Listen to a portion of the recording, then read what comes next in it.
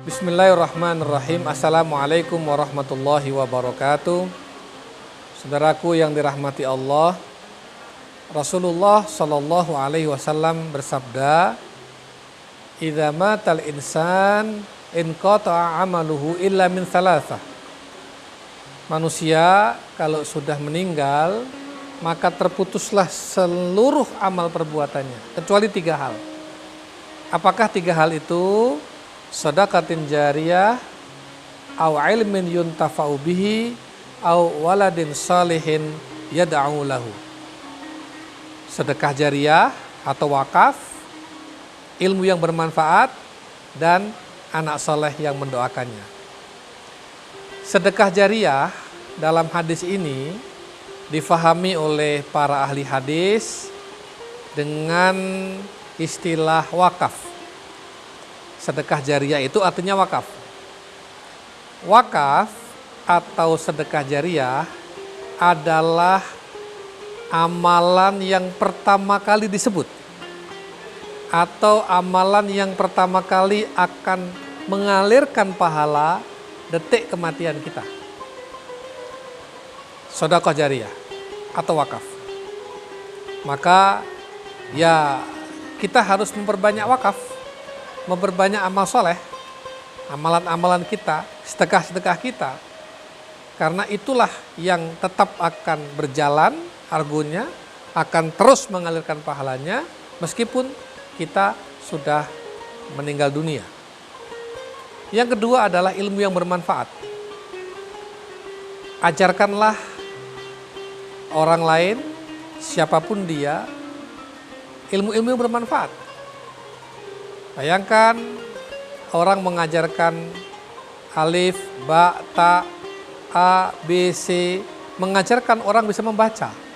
Itu adalah mengajarkan ilmu yang bermanfaat. Orang lain yang kita ajari membaca itu, kemudian dia menggunakannya untuk keperluan hidupnya. Karena dia bisa membaca, lalu kemudian hidupnya menjadi mudah.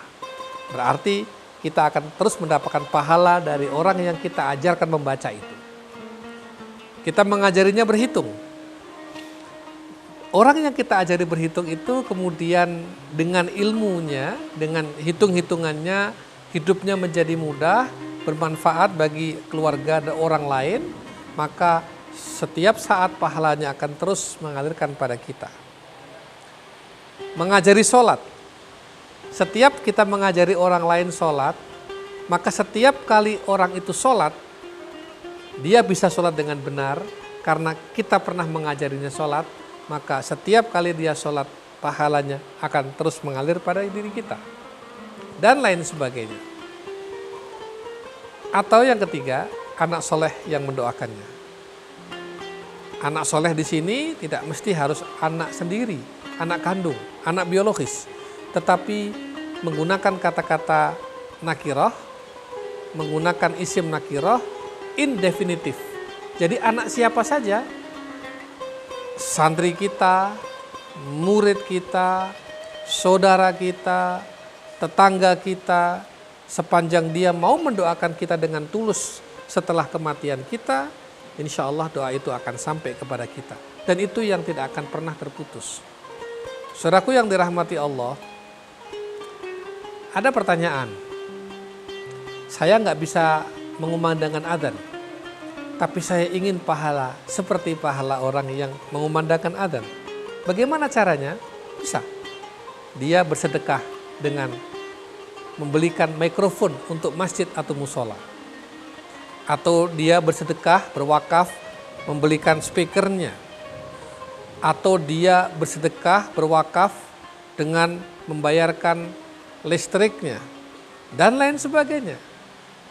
Maka setiap kali ada orang adzan, atau orang memimpin sholat, atau orang mengaji, orang berzikir, orang bersolawat, bahkan tausiah menggunakan mikrofon itu, menggunakan speaker itu, menggunakan listrik itu, dia tetap akan mendapatkan pahalanya. Ada orang mengatakan, bagaimana cara saya mendapatkan pahala ribuan orang yang sholat? Bisa. Dia wakaf keramik atau wakaf lantai untuk masjid, musola, dia wakaf karpetnya, atau dia wakaf penerangannya, atau dia wakaf bangunan masjidnya, atau dia wakaf tanah untuk masjid itu. Maka setiap kali ada orang menunaikan sholat di atasnya, berapapun orang tiap hari melaksanakan sholat di situ, pahalanya akan terus mengalirkan kepadanya. Itulah sedekah jariyah, itulah wakaf.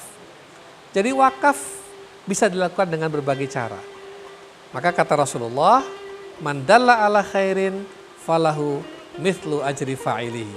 Barang siapa menunjukkan suatu kebaikan, barang siapa menyiapkan satu kebaikan, maka baginya pahala seperti orang yang melaksanakan kebaikan itu. Atau bisa jadi sedekah sepeda motor, sedekah mobil, motornya, mobilnya digunakan untuk keperluan masjid, keperluan madrasah, keperluan pendidikan. Selama itu terus mengalirkan pahala kepada dirinya meskipun dia telah tiada. Ibnu Qudamah radhiyallahu anhu pernah ditanya oleh muridnya, siapakah wahai imam orang yang paling bahagia? Dijawab oleh beliau, orang yang paling bahagia adalah orang yang ketika nafasnya berhenti, pahalanya terus mengalir. Mudah-mudahan kita termasuk yang demikian itu. Demikianlah. Assalamualaikum warahmatullahi wabarakatuh.